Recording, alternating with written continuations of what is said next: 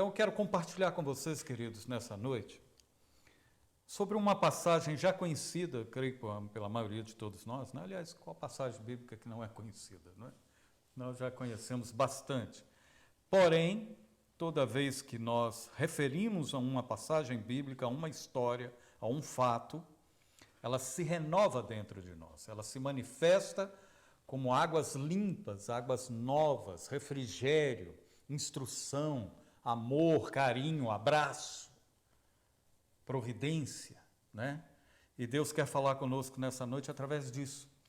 E nada melhor do que nós voltarmos a refletir um pouco sobre aquela viúva que, de fato, Elias conheceu lá em Sarepta, na cidade de Sarepta, que é perto de Sidom, né? Porque Elias estava fugindo de Jezabel, então ele recebeu uma ordem de Deus. E eu quero ler com vocês 1 Reis, capítulo 17, do verso 8 a 16. 1 Reis, capítulo 17, do verso 8 a 16. Eu estou usando a versão NTLH, que é a nova versão da linguagem de hoje, mas não importa, se você não tem essa versão, você pode acompanhar a leitura que eu faço agora, na sua versão. O sentido é o mesmo, só muda a atualização e correção das palavras. Amém? 1 Reis 17, de 8 a 16. Todos acharam? Preparados?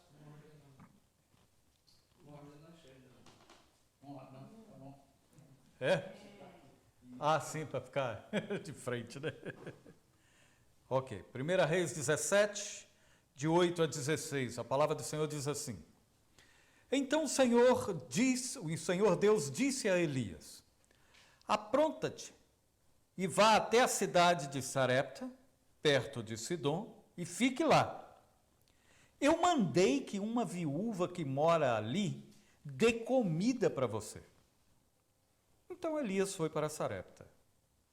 Quando estava chegando ao portão da cidade, ele encontrou a viúva, que estava catando lenha. Elias disse a ela: Por favor, me dê um pouco de água para eu beber. Quando ela ia indo buscar a água, ele a chamou e disse: E traga pão também, por favor. Porém ela respondeu: Juro pelo seu Deus vivo, o Senhor, que não tenho mais pão. Só tenho um punhado de farinha de trigo numa tigela e um pouco de azeite num jarro. Estou aqui catando uns 2 pedaços de pau para cozinhar alguma coisa para mim e para o meu filho. Vamos comer e depois morreremos de fome. Elias então disse: Não se preocupe, vá preparar a sua comida, mas primeiro faça um pãozinho com a farinha que você tem e traga-o para mim. Depois prepare o resto para você e para o seu filho. Pois o Senhor, o Deus de Israel, diz isto: Não acabará a farinha da sua tigela, nem faltará azeite no seu jarro, até o dia em que eu, o Senhor, fizer cair a chuva. Verso 15. Então a viúva foi e fez como Elias tinha dito, e todos eles tiveram comida para muitos dias.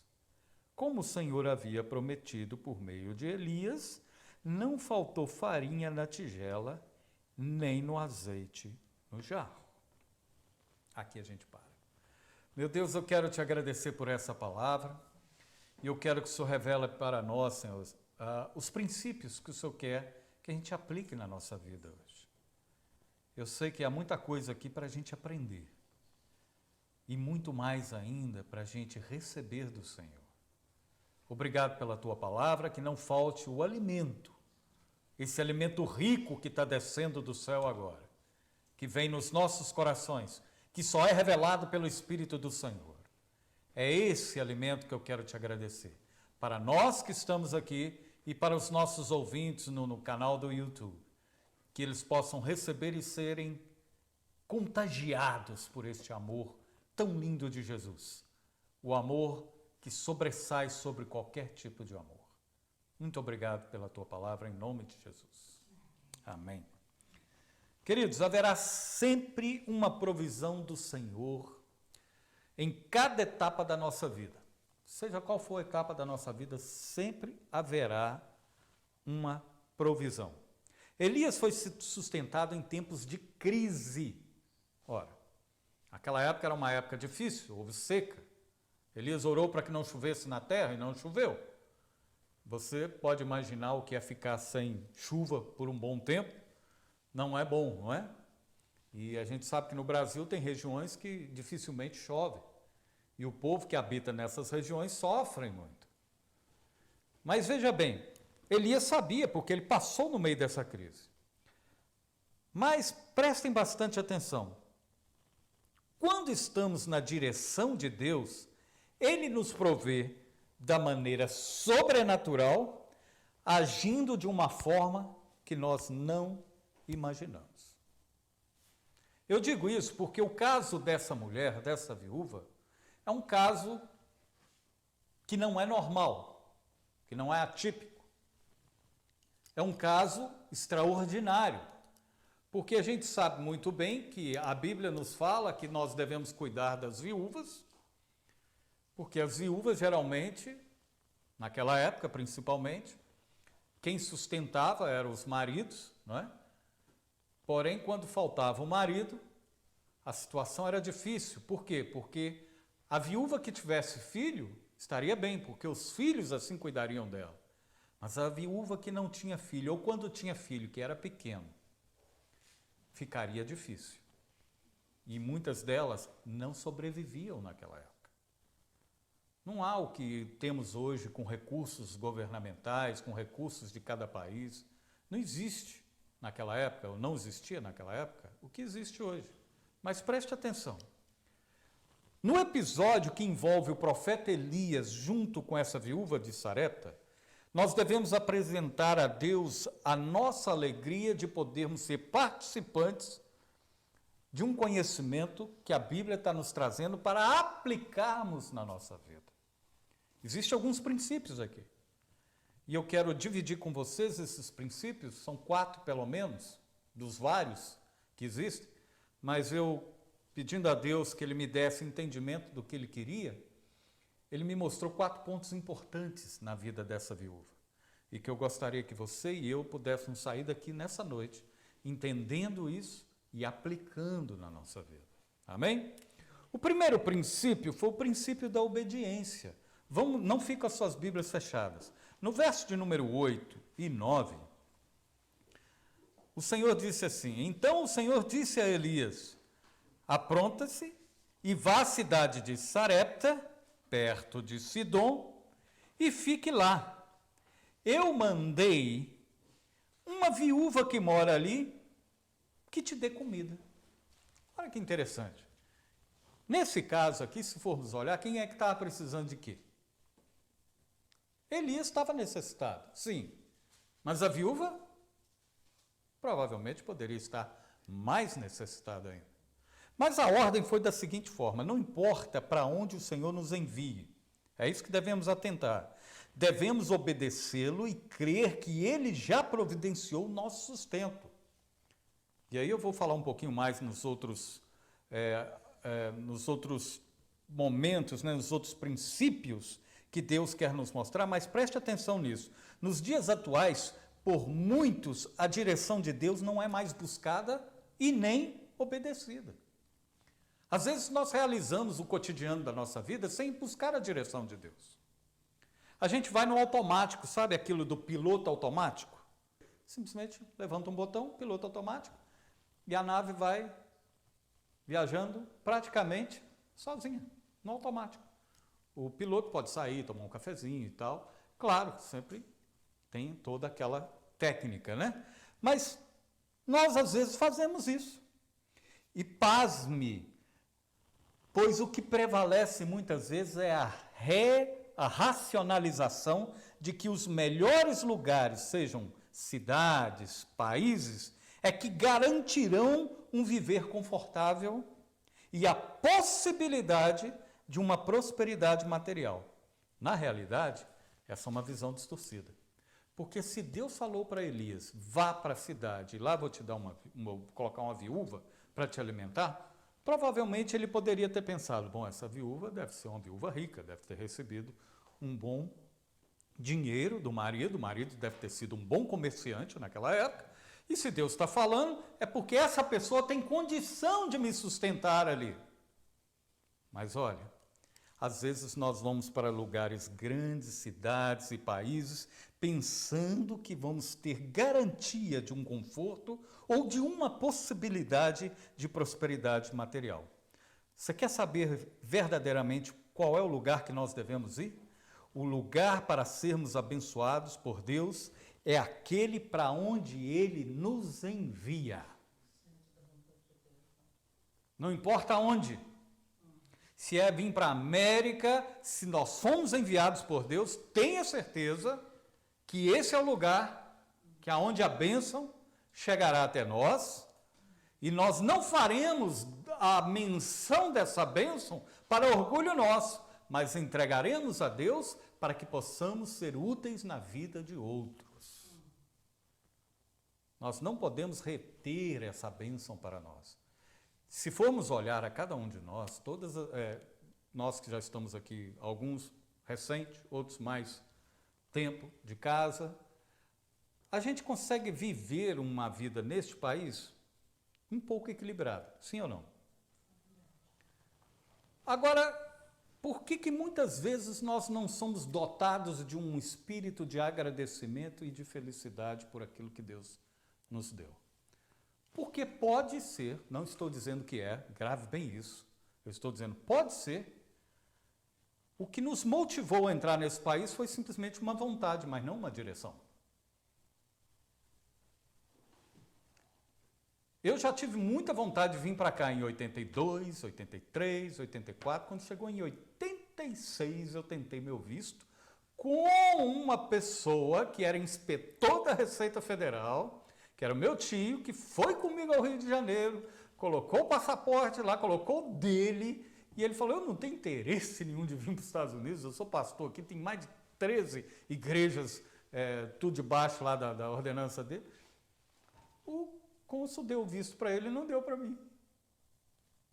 E ele falou, eu não sei por quê, porque eu não vou para os Estados Unidos. Eu só vim para ser o seu sponsor, aquele que ia te dar.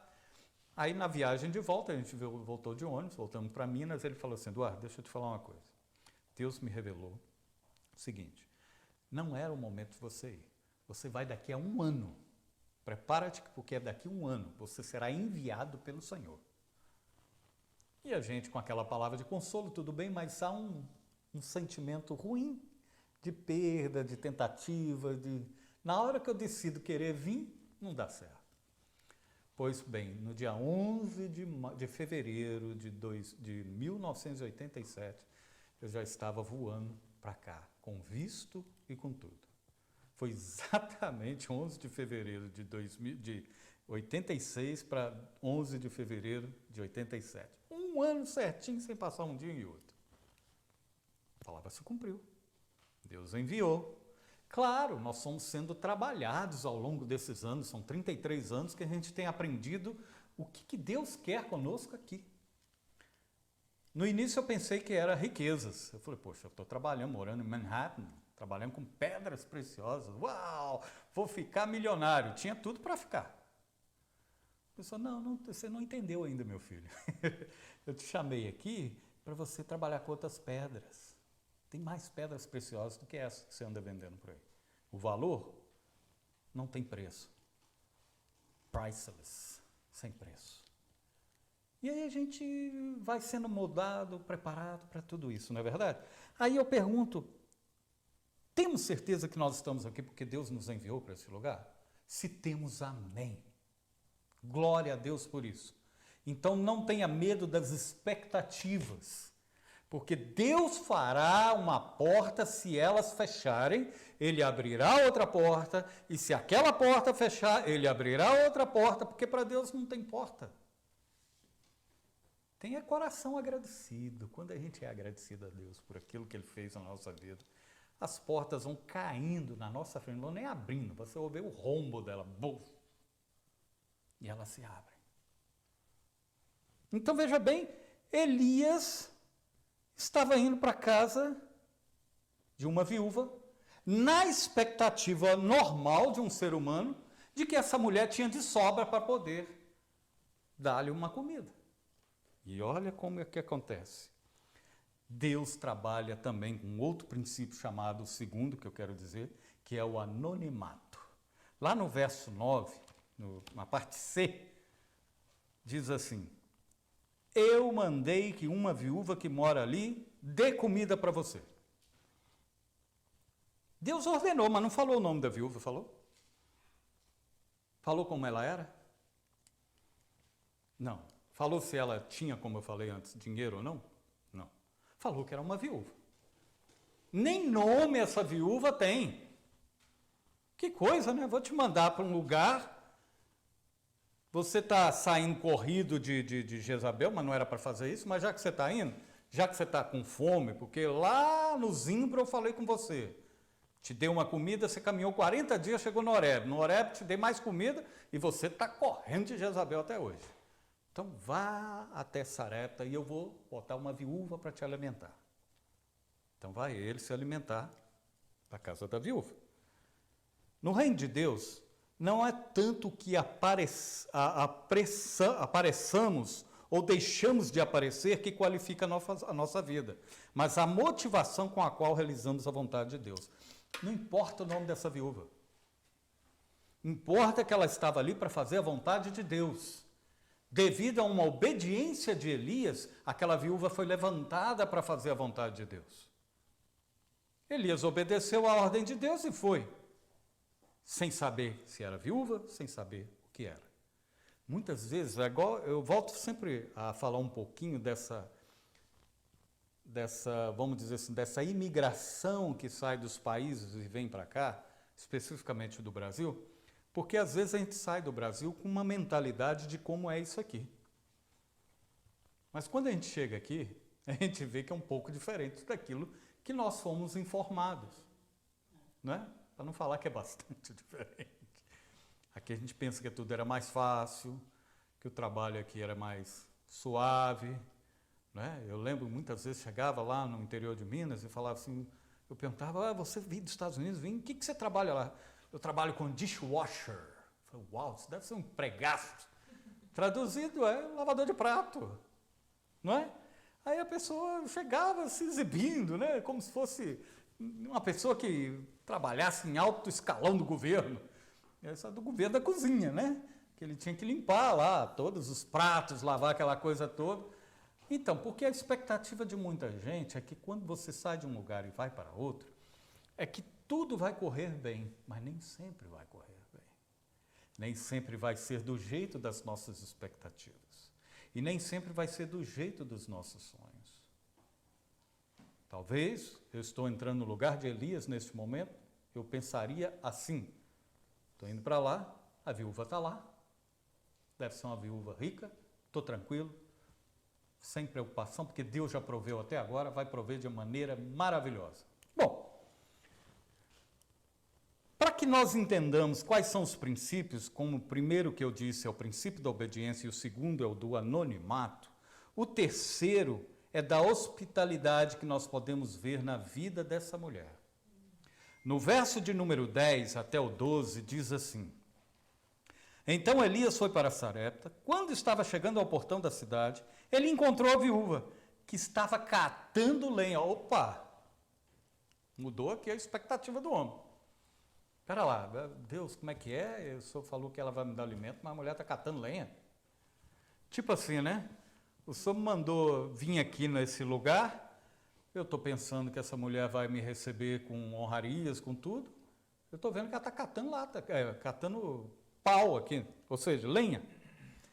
E Elias disse a ela, por favor, me dê um pouco de água para eu beber.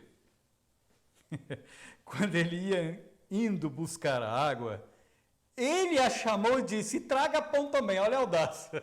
Além de pedir água, já que é você mesmo, é você, então, por favor, me traga pão também. Aí a mulher entra em cena. No verso número 12, ela diz assim, Porém ela respondeu: juro ao Deus vivo, o Senhor, que não tenho mais pão. Opa, a coisa agora ficou feia. Elias, uau, mas Deus falou que essa mulher ia me alimentar. E ela está falando que não tem pão? Não é verdade? Aí ela diz assim: só tem um punhado de farinha de trigo numa tigela e um pouco de azeite no jarro. Estou aqui catando uns 2 pedaços de pau ou de lenha para cozinhar alguma coisa para mim e para o meu filho. Vamos comer e depois disso vamos morrer de fome. Ele falou: pronto, estou perdido. Deus, só não falou que era para uma viúva me sustentar? Eu chego aqui, a viúva está pior do que eu. Não é? Porque essa é a visão distorcida do ser humano. A gente acha que a providência vem do lógico, vem de uma lógica. Ou seja, a providência vai vir de alguém que tenha sobrando. E quando vem de alguma coisa ou de alguém em cujo o produto principal está faltando? Aqui, nesse caso, era comida. Essa mulher não tinha comida. Só tinha um pouco de farinha, ia fazer um pão, ia dividir com o filho e ia morrer. Já pensou que situação? Aí Elias devia estar falando assim: será que eu vim para o lugar certo? Será que é para os Estados Unidos mesmo que o Senhor me chamou? Será que aqui é onde... Poxa, eu pensei aqui que aqui ia ser tão fácil, tal, não sei o quê. Estou aqui agora ralando esse sol igual um doido. Calma, tudo tem um preço. Tudo tem um princípio. Tudo tem um propósito. Eu também pensava que era muito fácil. Mas quando eu vi que as dificuldades começaram a aparecer, então eu entendi que essas dificuldades iriam cooperar com a minha fé. De que maneira? Me ensinando a ter paciência, me ensinando a agradecer a Deus quando tem, quando não tem, me ensinando a esperar com amor e me ensinando a abençoar os outros quando menos eu tenho. Houve uma vez aqui um momento em que um irmão amigo nosso, uma família, a gente estava com dinheiro certinho para a luz, para pagar a luz, né? Parece que luz é uma coisa sempre que Deus está cutucando com a gente, né? É para ser a luz do mundo mesmo. Esse irmão estava com dificuldade, a conta dele estava atrasada, ele sempre nos abençoou, irmãos. Pensa no pessoal que não tinha nada e sempre nos abençoando. Aí eu falei assim: pera lá. Olhei para cima e disse: mano, vamos. Chegou a nossa hora. É o único dia que a gente tem para pagar a nossa luz. Mas em vez de pagar a nossa luz, vamos pagar a luz dele? Bom, mas demos dinheiro para ele. Falou: já não é seu problema. Agora é nosso. O problema seu já não está solucionado. Agora vamos solucionar o meu, né? Pronto, pagamos, demos a ele dinheiro. Ele pagou a luz, ficou muito feliz e tal, tal, tal. E o que Deus fez? Eu não me lembro de ter pedido nenhuma coisa. Deus providenciou. Essa mulher aqui, ela foi sincera de coração. Isso, para mim, mexe comigo. A pessoa, quando é transparente, fala a verdade, me alegra. Porque não tem que esconder. Ela falou para Elias: Elias, é o seguinte, eu só tenho uma porçãozinha de farinha, meu querido, e um pouquinho de óleo, de azeite. Eu vou fazer um pão, vou comer, vou morrer. Você está me pedindo ainda para trazer pão para você? Não é verdade? E cá para nós, vamos pensar direitinho. Você faria isso se você tivesse só um pouco para dar para o seu filho e chega um marmanjão daquele com capa de couro, com não sei o que, todo já experimentado no deserto, talvez aquele duplex chegando lá e fala assim: ó, eu quero água e quero o pão com o restinho que você tem. Será que nós faríamos isso? Só se tiver visão espiritual. Né? Às vezes a gente espera essa visão espiritual, não é verdade? Mas essa mulher não teve visão espiritual nenhuma aqui não, meus queridos. É aí que eu quero dizer para vocês. Sabe por que ela não teve? Porque ela só tinha uma coisa. Ela tinha pão, ela tinha farinha e azeite. Quem é o pão da vida? E quem é o azeite da unção? Quem é que derramou o óleo da verdade? Então ela tinha o quê? Jesus. O que ela tinha no coração dela era, mesmo numa época em que Jesus não tinha ainda vindo, mesmo que ela não conhecesse, mas ela tinha fé. Tanto por causa disso que ela entra num outro princípio, e é o último que eu quero falar agora, que é o princípio da semeadura. Essa mulher entendeu. De que maneira? No verso 13 e 14, os recursos de Deus são sementes. Pouco ou muito, mas são sementes. Deus, em graça, nos concede sementes. Sementes são recursos espirituais e materiais que o Senhor nos confia para realizarmos uma boa semeadura. Mas vamos lá no verso 13 e 14. Elias traz uma palavra profética para ela. E diz assim, olha, não se preocupe, vá preparar sua comida, mas primeiro faça um pãozinho com a farinha e que você tem, e traga-o para mim. Que audácia, não? Que petulância, traga para mim. Depois prepare o resto, quer dizer, que resto? Se ele vai comer, vamos dizer, metade de um pão, em outra tradução fala bolo, né? Mas é um pão, de fato, um pão grande do tamanho de um bolo. Vamos supor que ele comeu metade, que ele estava com fome. Sobrou metade e a mulher pensava que a metade seria para o filho e metade para ela. Agora ela vai ter que comer um quarto do pedaço do pão e o filho um quarto. Ficou menor a situação dela, não ficou? Ficou pior ainda, não foi? Ela ia comer só 2 pedacinhos. Mas olha o que é que acontece no verso 14. Pois o Senhor, o Deus de Israel, diz isso: não acabará a farinha da sua tigela, nem faltará o azeite no seu jarro, até o dia em que eu, o Senhor, fizer cair chuva. E não parou. Essa mulher comeu pão, farinha, azeite, até o dia em que o Senhor mandou voltar a chuva. E eu acredito que talvez seja no meados dos 3 anos e pouco que ficou sem chover. Que a terra já estava seca, não havia plantio, mas essa mulher creu. Primeiro, numa situação da natureza, que foi dada uma ordem de Deus, que não haveria chuva. Essa mulher viu escassez para tudo quanto é lado. Ou seja, ela não usou esse argumento, um pedaço de pão a mais, um pedaço de pão a menos, vou morrer eu, meu filho e agora esse profeta. Ela não falou isso. Ela falou assim, pela tua palavra, eu vou fazer. Olha o verso 15. Então a viúva foi e fez como Elias tinha dito, e todos eles tiveram comida por muitos dias. Aí é que está o grande desafio. Chega um homem desse, como eu disse antes, para uma mulher que não o conhecia, não sabia quem era, chega pedindo pão, e ela nem feito o pão ainda tinha feito, né? Nem o pão estava pronto ainda, sabia que ia comer só ela e o filho dela, iriam morrer, mas ela creu. Eu sempre falo que Deus puxa as providências para a nossa vida dos lugares de onde menos a gente espera. Das pessoas que a gente menos pode contar com elas na questão de recursos. Eu, humanamente falando, não espiritualmente como eu creio hoje, mas humanamente falando, eu seria um abusador dessa mulher. Eu estaria abusando da quantidade e da capacidade que ela tinha naquele momento. Elias não se sentiu assim, sabe por quê? Porque Deus tinha falado com ele. Quando Deus fala, queridos, de um coração aberto, sincero, de homens tementes a Deus, como Elias, quando Deus falou com ele, eu levantei uma viúva ali, pode crer que Deus levantou a viúva mesmo. E a viúva que não tinha nada, que estava prestes a morrer de fome, de tudo, Deus fez com que essa mulher sustentasse o homem de Deus.